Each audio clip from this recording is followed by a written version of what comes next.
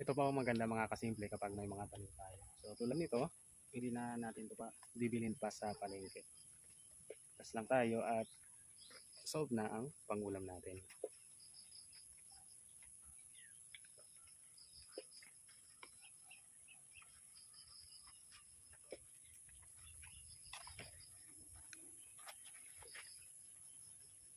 So ito mga kasimple, meron ng mga hinog yung kamatis natin.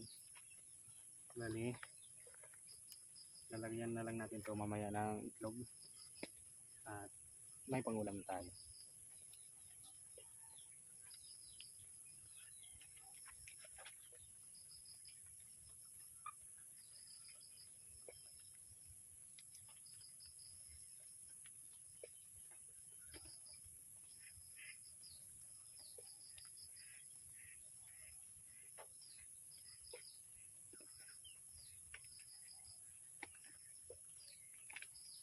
So ito na yun mga kasimple.